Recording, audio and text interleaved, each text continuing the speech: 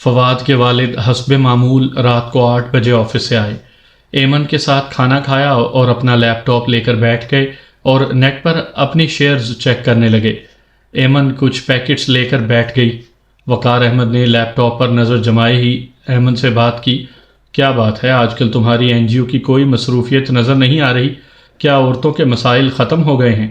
ایمن سرسری سے لہجے میں بولی، میرا اپنا دل نہیں لگتا، اب ان کاموں میں عجیب سا ادھورا پن آ گیا ہے میرے اندر۔ میری اپنی فرسٹریشن ختم ہوگی تو ہی دوسروں کے مسائل حل کروں گی۔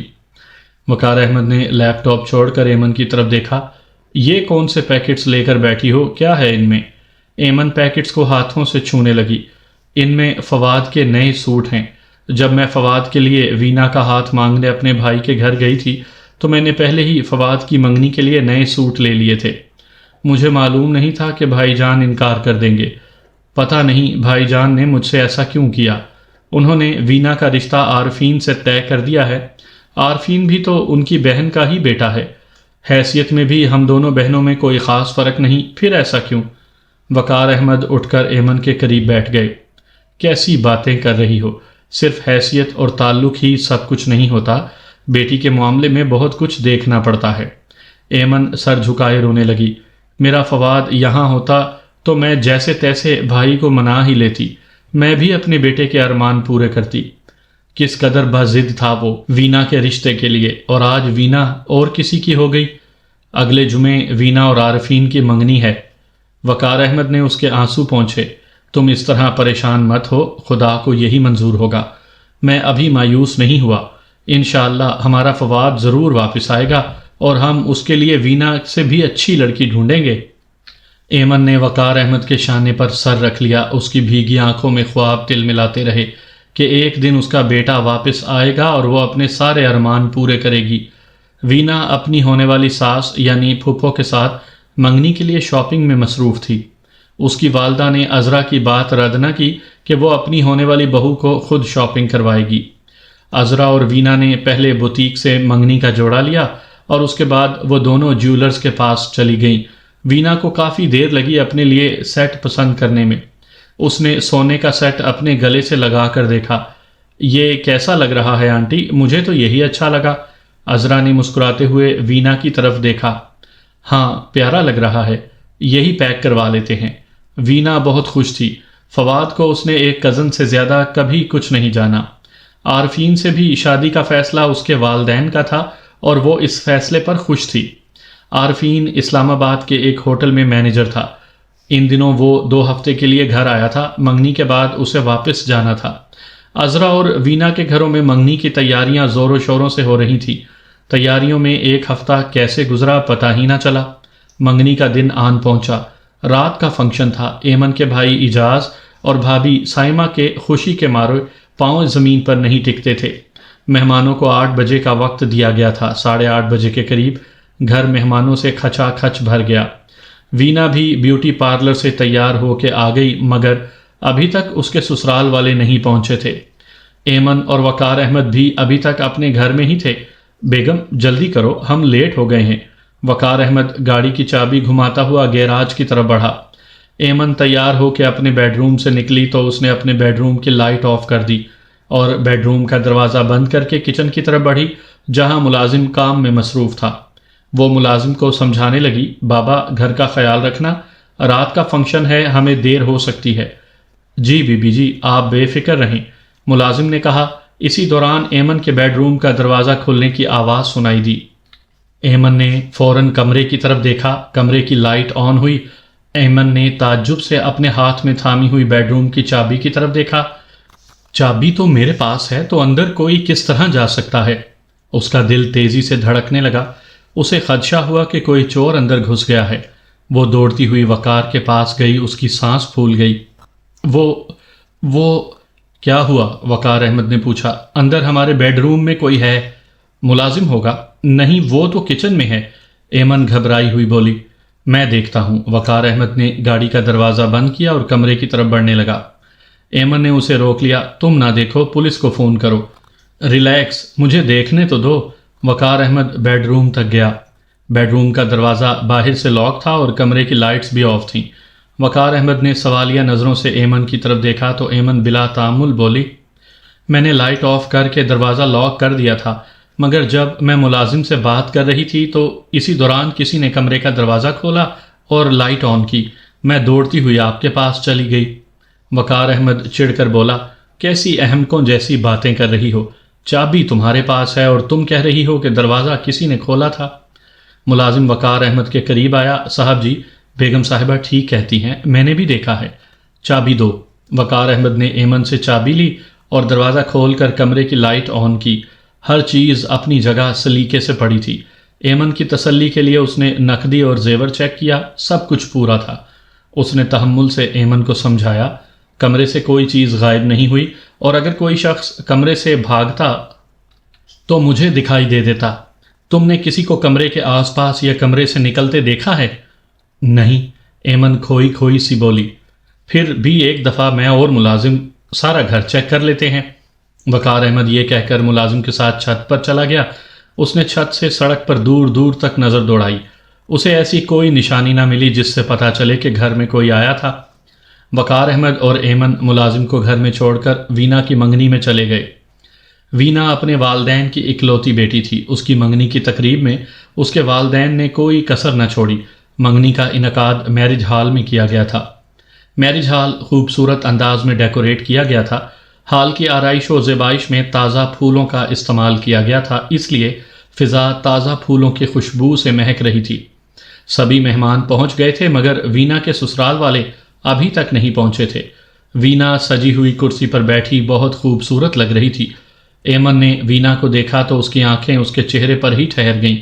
وینا کو دیکھتے ہی فواد کے خیال نے اس کی آنکھیں بھر دیں۔ عذرا نے ایمن کو دیکھا تو بہن کے دل کے جذبات کو بھانپ گئی۔ وہ اس کے قریب آئی اور اس کے شانوں پر باہیں حائل کرتے ہوئے اسے وینا کے پاس لے گئی۔ وینا کے ساتھ صوفے پر دونوں بہنیں بیٹھ گئیں۔ عذرا نے ایمن کا ہاتھ وینا کے ہاتھ کے اوپر رکھا اور بہت پیار سے بولی، آپ سمجھیں عارفین ہی آپ کا فواد ہے اور یہ آپ کی بہو۔ ایمن اپنے آنسو پونچھتے ہوئے مسکرانے لگی، خدا تمہیں اور عارفین کو ہمیشہ خوش رکھے۔ اس نے وینا کے سر پر پیار دیا اور پھر عذرا سے مخاطب ہوئی، عارفین اور اس کے والد کہاں رہ گئے ہیں؟ سب مہمان پہنچ گئے ہیں اور دونوں ابھی تک نہیں پہنچے۔ بازار سے کچھ چیزیں لینی تھیں، بس وہی لیتے ہوں گے، میری بات ہوئی ہے، بس آ جائیں گے کچھ دیر تک۔ عذرا نے بتایا تو ایمن ہنس پڑی۔ یہ معاملے ہی ایسے ہوتے ہیں، عین وقت تک ہی چیزیں بازار سے آتی رہتی ہیں۔ لڑکوں نے ریکارڈ آن کر دیا اور پاپ میوزک پر محض رقص ہو کے منگنی کی تقریب کو پر مزہ بنانے لگے۔ خاندان کے سب لوگوں نے تالیاں بجانا شروع کر دیں۔ وہ سب ڈانس کرنے والے لڑکوں کے گرد دائرے میں جمع ہو گئے اور تالیاں بجا بجا کر ان کی حوصلہ افزائی کرنے لگے۔ وینا اپنی جگہ اکیلی بیٹھی مسکرا رہی تھی۔ وہ دائرے کی صورت میں جمع لوگوں کی طرف دیکھ رہی تھی۔ اسے لڑکوں کا ڈانس نظر نہیں آ رہا تھا۔ اس نے فیروزی کلر کا لہنگا پہنا ہوا تھا جس پر نگینوں کا کام تھا۔ اس نے لہنگے سے میچ کر کے نگینوں کا سیٹ پہنا ہوا تھا۔ تالیاں بجاتے ہوئے لوگوں کے ہجوم میں وینا کو فوراً فواد دکھائی دیا، جس نے بادامی رنگ کی شیروانی اور پاجامہ پہنا ہوا تھا۔ شیروانی پر زری کا کام تھا، گویا کہ وہ دلہے کے لباس میں تھا۔ وینا کی سراسیمہ نظریں اس طرف ہی ٹھہر گئیں۔ فواد کا وہ سراپا وجود لوگوں میں سے اس طرح گزر گیا جیسے ہوا، گویا وہ صرف وینا کو ہی دکھائی دے رہا تھا۔ لوگوں کے ہجوم میں سے نکلا تو وہ زندہ انسان کی طرح مادی وجود دکھائی دے رہا تھا۔ سنسناہٹ کے جھٹکے سے وینا کا پورا جسم تھر تھرا گیا۔ وہ جوں جوں وینا کے قریب آ رہا تھا اس کی تھر تھراہٹ بڑھ رہی تھی۔ وہ وینا کے سامنے کھڑا ہو گیا۔ وینا بھی فواد کی طرف مبہوت نظروں سے دیکھتی ہوئی کھڑی ہو گئی۔ فواد، وینا نے کانپتے لبوں سے کہا۔ فواد کے چہرے پر تناؤ اور آنکھوں میں نمی تھی۔ غم و غصے کے یکجا تاثرات نے اس کی آنکھوں میں بہت کچھ لکھ دیا تھا۔ فواد نے وینا کے چہرے پر اپنی آنکھیں گاڑ دیں۔ کیا سوچ رہی ہو؟ یہی نا کہ میں زندہ ہوں یا مردہ؟ میں زندہ ہوں، تمہاری خوشیوں میں، تمہارے احساسات میں، تمہارے دل میں، مگر یہ یاد رکھنا کہ اگر تم نے عارفین سے شادی کی تو میں اسے زندگی سے آزاد کر دوں گا۔ وینا کی ماں اس کے قریب آئی تو فواد کا وجود دھوئیں میں تحلیل ہو کر ہوا میں بکھر گیا۔ وینا کی ماں چلا اٹھی، وینا یہ دھواں کیسا تھا؟ تم ٹھیک تو ہو نا؟ وینا پھٹی پھٹی آنکھوں سے فضا کو گھورتی رہی، پھر چکرا کر گر گئی۔ وینا کی والدہ سائمہ نے اس کا سر اپنی گود میں رکھا اور اس کا چہرہ تھپ تھپانے لگی۔ وینا، آنکھیں کھولو، کیا ہوا؟ وینا نے آنکھیں کھولی تو ایک انجان سا خوف اس کی آنکھوں میں سرایت کر گیا۔ اس کی متلاشی نگاہیں اپنے گرد جمع مہمانوں میں کسی کو ڈھونڈ رہی تھی۔ ایمن اور عذرا اس کے قریب آئیں۔ کس کو ڈھونڈ رہی ہو؟ فواد، ابھی تھوڑی دیر پہلے میرے سامنے فواد کھڑا تھا۔ فواد؟ یہ تم کیسی باتیں کر رہی ہو؟ ہم نے تمہارے پاس تو کسی کو نہیں دیکھا۔ وینا اپنے ہاتھوں پر زور ڈالتے ہوئے اٹھ کر بیٹھ گئی۔ اس نے عذرا کی طرف دیکھا۔ آنٹی، میں سچ کہہ رہی ہوں، میں نے اپنے پورے ہوش و حواس میں اسے دیکھا ہے۔ اس نے بادامی رنگ کی زردی کے کام والی شیروانی اور پاجامہ پہنا ہوا ہے، مگر اس کا جسم ہوائی تھا۔ اس کا جسم ہوا کے ہیولے کی طرح آپ لوگوں میں سے گزر گیا تھا۔ ایمن سٹ پٹا کے رہ گئی۔ وہ وینا کے قریب بیٹھ گئی۔ اس نے اپنی آنسوؤں سے ڈبڈباتی آنکھوں سے وینا کی طرف دیکھا۔ اس کی شیروانی پر براؤن دھاگے کے ساتھ گولڈن تلے کا کام تھا اور بٹنز بھی گولڈن تھے۔ جی آنٹی، مگر آپ کو کیسے پتا؟ کیا آپ نے بھی دیکھا ہے؟ وینا نے حیرت میں ڈوبے ہوئے لہجے میں کہا۔ ایمن کی آنکھوں میں رکے ہوئے آنسو اس کے رخساروں پر جھلک پڑے۔ میں نے اسے نہیں دیکھا، مگر تم یہ کیوں کہہ رہی ہو کہ اس کا جسم ہوائی تھا؟ شور سن کر وقار احمد بھی وہاں آ گئے۔ کیا بات ہے؟ ایمن وقار کی طرف لپکی۔ میں نے کہا تھا کہ میرا فواد ضرور آئے گا۔ ہمارے بیڈ روم میں کسی کا ہونا میرا وہم نہیں تھا، میرا فواد گھر آیا تھا۔ وینا بتا رہی ہے اس نے وہی شیروانی اور پاجامہ پہنا ہوا تھا جو میں آپ کو دکھا رہی تھی۔ اس نے ہمارے کمرے کی الماری سے وہی ڈریس لیا ہوگا۔ وقار احمد نے وینا کی طرف دیکھا۔ یہ سب کیا کہہ رہی ہیں؟ تم صرف اتنا بتاؤ کہ تم نے فواد کو دیکھا ہے اس حال میں؟ جی انکل، میں نے اسے دیکھا، اس نے مجھ سے بات بھی کی۔ وقار احمد نے کچھ اور مزید نہیں پوچھا۔ اس نے برقی صورت سے اپنا موبائل نکالا اور کسی سے تیز تیز بولنے لگا۔ باہر سیکیورٹی کو الرٹ کر دو، کچھ لوگ ادھر حال میں بھی بھیجو، کچھ لوگوں نے یہاں فواد کو دیکھا ہے، ہر ایک کو چیک کرو، اگر فواد یہاں ہے تو وہ ہوٹل سے باہر نہ نکل پائے۔ اسپیکر پر اناؤنسمنٹ ہونے لگی، اس حال سے کوئی باہر نہ جائے۔ فواد، تم جہاں کہیں ہو ہمارے سامنے آ جاؤ۔ حال میں جیسے سکوت چھا گیا، لوگ اپنی جگہ پر جامد ہو گئے۔ پولیس سولجرز حال کے دروازے پر کھڑے ہو گئے۔ فضا میں سیاہ دھوئیں کی بدلی سی نمودار ہوئی۔ حال میں کسی قسم کی آتش زدگی استعمال نہ ہونے کی وجہ سے وہ دھواں لوگوں کی توجہ کا مرکز بن گیا۔ دھوئیں کی وہ بدلی ہوا میں تیرتی ہوئی حال کے دروازے کی طرف بڑھ رہی تھی۔ وقار احمد کی بھی نظر اسی پر تھی۔ دھوئیں کی وہ بدلی ہوا میں پھیلتی ہوئی دروازے سے باہر چلی گئی اور پھر وہ سیاہ دھواں ہوا میں بکھر کر کہیں غائب ہو گیا۔ اسی دوران وینا کی آواز وقار احمد کی سماعت سے ٹکرائی۔ انکل، آپ نے میری پوری بات نہیں سنی۔ میں آپ کو یہ بتانا چاہتی تھی کہ فواد کا جسم ہوائی تھا۔ وقار احمد کے پورے جسم سے جھرجھری دوڑ گئی۔ کیا کہہ رہی ہو؟ جی انکل، میرا یقین کریں، جب امی میرے قریب آئیں تو فواد کا ہوائی روپ ایسی ہی سیاہ بدلی میں تحلیل ہو گیا تھا جیسی ابھی فضا میں نمودار ہوئی تھی۔ وقار احمد خاموش کھڑا وینا کی طرف دیکھ رہا تھا۔ اس کا ذہن وینا کی بات کو تسلیم کرنے کے لیے تیار نہیں تھا۔ ایمن جذباتی انداز میں وینا سے بولی، میرا فواد زندہ ہے، اس کا جسم ہوائی کیسے ہو سکتا ہے؟ تم کیسی بہکی بہکی باتیں کر رہی ہو؟ وقار احمد ایمن کے شانوں پر بازو حائل کرتے ہوئے اسے صوفے تک لے گیا۔ وینا کو کوئی وہم ہوا ہے، تم خود کو سنبھالو، ہمارا بیٹا ہمیں ضرور مل جائے گا۔ کچھ دیر کے بعد عارفین اور اجاز بھی آ گئے۔ ان کے سامنے کسی نے فواد کی بات نہیں کی، بلکہ اس واقعے کو نظر انداز کر کے رسم کی تیاری میں مصروف ہو گئے۔ عارفین اور وینا نے ایک دوسرے کو منگنی کی انگوٹھی پہنائی۔ عزیز و اقارب نے دوسری رسومات نبھائیں۔ فنکشن رات گئے تک جاری رہا۔ دوسرے رشتہ داروں نے تو اس تقریب میں بہت انجوائے کیا، مگر وینا جس کی منگنی تھی وہ بجھی بجھی سی تھی۔ ایسی ہی حالت میں ایمن اور وقار احمد بھی تھے۔ ایک عجیب سا خدشہ ان کا سینہ چیر رہا تھا۔ رات کے 1 بجے کے تقریب اختتام پذیر ہوئی۔ تمام رشتہ دار اپنے اپنے گھروں کو لوٹ گئے۔ ایمن اور وقار احمد بھی اپنے گھر آئے تو ملازم نے دروازہ کھولا۔ وقار احمد تو باتھ روم میں کپڑے چینج کرنے چلے گئے، مگر ایمن الماری کھول کر برقی صورت سے کچھ ڈھونڈنے لگی۔ وہ بوکھلائی سی کپڑوں کو الٹ پلٹ کر رہی تھی۔ وہ سارے کپڑے نکال نکال کر زمین پر پھینکنے لگی۔ وقار احمد نے اپنے کف کا بٹن بند کرتے ہوئے تعجب سے ایمن کی طرف دیکھا۔ یہ کیا طریقہ ہے الماری سے کپڑے نکالنے کا؟ ایمن کو جیسے کچھ سنائی نہیں دے رہا تھا۔ وہ اپنے کام میں محو تھی۔ اس نے سارا خانہ خالی کر دیا، پھر الماری کے باقی خانوں سے کپڑے نکال نکال کر باہر پھینکنے لگی۔ اس نے ساری الماری خالی کر دی اور پھر اپنے دونوں بازو سیدھے کر کے اپنے ہاتھ اکڑا لیے اور گلوگیر لہجے میں بولی، وہ بادامی شیروانی الماری میں نہیں ہے جو میں نے فواد کے لیے خریدی تھی۔ میرا بیٹا فواد گھر آیا تھا، اسی نے یہاں سے وہ شیروانی لی اور زیب تن کی۔ کیسی باتیں کر رہی ہو ایمن، خود کو سنبھالو۔ وقار احمد نے ایمن کو شانوں سے پکڑتے ہوئے صوفے پر بٹھا دیا۔ ایمن نے اپنی بھیگی ہوئی آنکھوں سے وقار احمد کی طرف دیکھا۔ وینا نے تو وہ شیروانی نہیں دیکھی تھی، تو پھر اسے کیسے پتہ لگا کہ فواد نے بادامی شیروانی پہنی تھی اور اس پر براؤن دھاگے اور گولڈن تلے کا کام تھا؟ وقار احمد سوچ میں پڑ گیا۔ یہ سب باتیں اس کی سمجھ سے بالا تر تھیں۔ اس نے ایمن کے بالوں کو سہلایا۔ خدا پر بھروسہ رکھو، جاؤ جا کے چینج کر لو۔ ایمن دھیرے دھیرے قدموں سے چلتی ہوئی باتھ روم تک پہنچ گئی۔ وقار احمد کے ذہن میں وینا کا جملہ بار بار گونج رہا تھا، انکل، فواد کا جسم ہوائی تھا، اس کا جسم سیاہ دھوئیں میں تبدیل ہو گیا تھا۔ وقار احمد کے ذہن میں سیاہ دھوئیں کی اس بدلی کا خیال بھی آنے لگا۔ پھر اس کا ذہن ماضی کے دریچوں سے کسی بات کو دہرانے لگا۔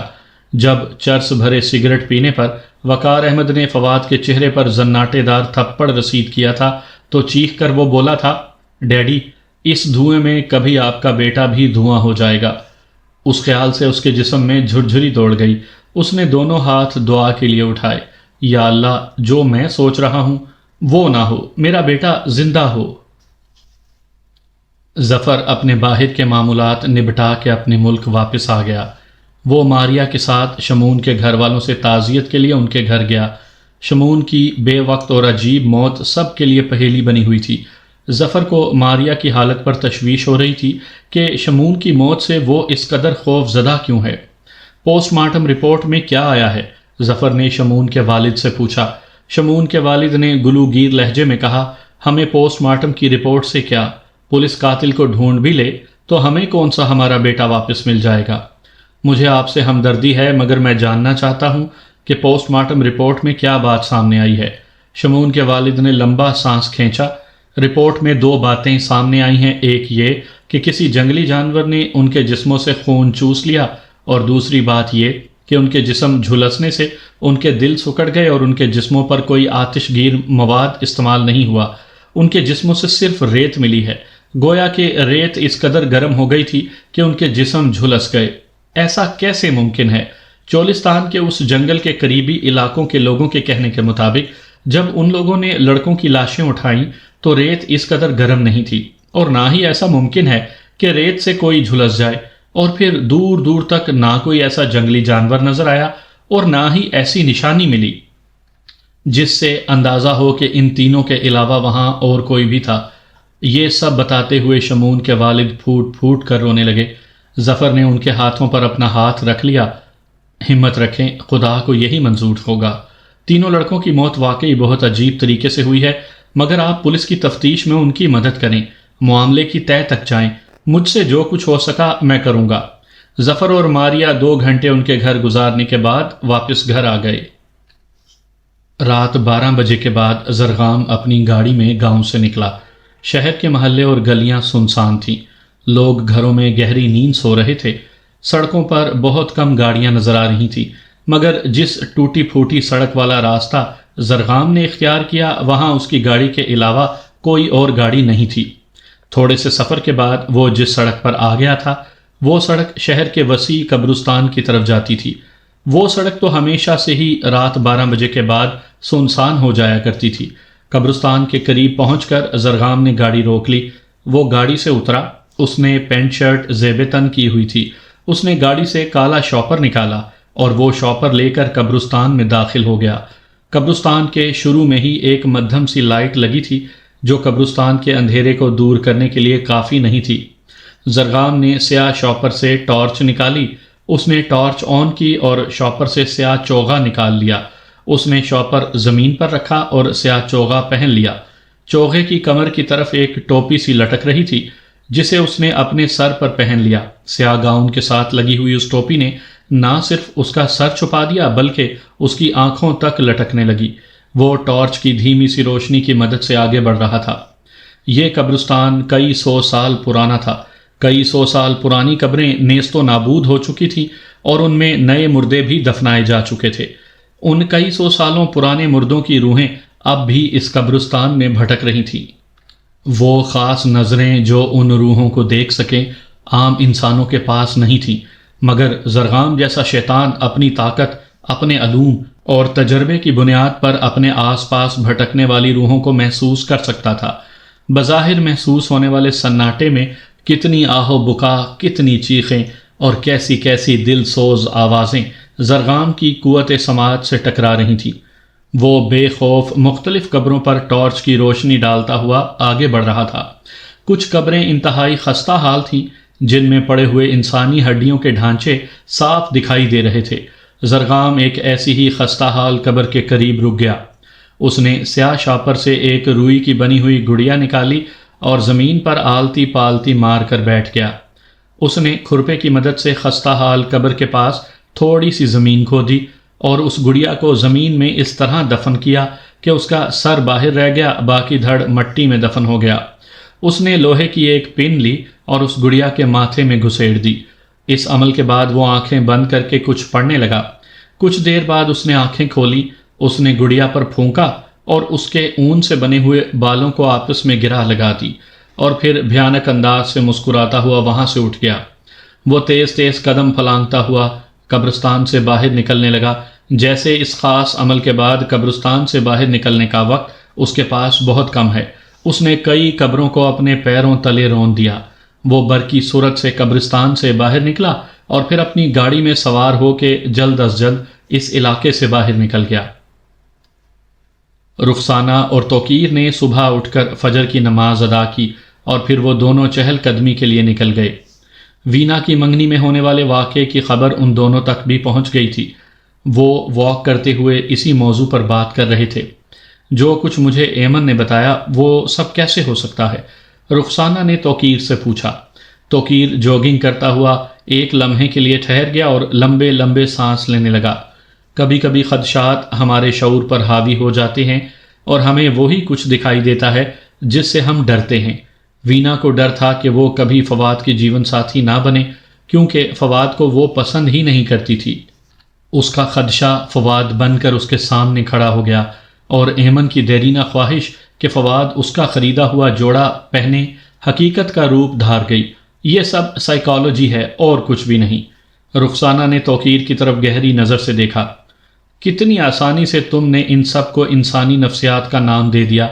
دل و دماغ، جسم، یہ سب جس کے بغیر بے معنی ہیں، وہ ہے روح، جسے رب گوشت کے اس پتلے میں پھونکتا ہے۔ روح جو جسم کے مردہ ہوتے ہی احساسات، جذبات، شعور، سب کچھ ساتھ لے جاتی ہے۔ کیا تم روح کی حقیقت کو جھٹلا سکتے ہو؟ توقیر بھی خاموشی سے رخسانہ کی ساری بات سن رہا تھا۔ دھیرے سے بولا، تم یہ کہنا چاہتی ہو کہ فواد مر چکا ہے؟ کیا ہم یہ بھی تسلیم کر لیں کہ ہماری حوریہ؟ ابھی توقیر پوری بات نہ کہہ پایا تھا کہ رخسانہ اس کے کندھے سے لگ کر رونے لگی۔ 1 سال ہو گیا ان چاروں کو لاپتہ ہوئے، ہم کیا سمجھیں کہ وہ زندہ ہیں یا مردہ؟ توقیر نے اس کے شانے پر اپنی باہیں دراز کر لیں۔ اس طرح کے خدشات اپنے ذہن میں مت لاؤ، میرا دل نہیں مانتا، مجھے لگتا ہے کہ ایک دن حوریہ اچانک ہمارے سامنے آ جائے گی۔ وہ دونوں دھیرے دھیرے چلتے ہوئے گھر آ گئے۔ توقیر آفس جانے کی تیاری کرنے لگا اور رخسانہ اس کے لیے ناشتہ تیار کرنے میں مصروف ہو گئی۔ توقیر پھرتی سے تیار ہو کر کرسی پر بیٹھ گیا۔ بیگم جلدی ناشتہ لاؤ، دیر ہو رہی ہے۔ رخسانہ نے سینڈوچ میکر کا بٹن آف کیا اور سینڈوچ نکال کر ٹرے میں رکھے اور ساتھ میں چائے کے 2 کپ بھی ٹرے میں رکھ لیا۔ وہ توقیر کے قریب آئی اور ناشتہ سرو کرنے لگی۔ اسی دوران توقیر کے موبائل کی رنگ ہوئی۔ سکرین پر انسپیکٹر کا نمبر دیکھ کر توقیر نے موبائل کان سے لگایا۔ جی انسپیکٹر صاحب۔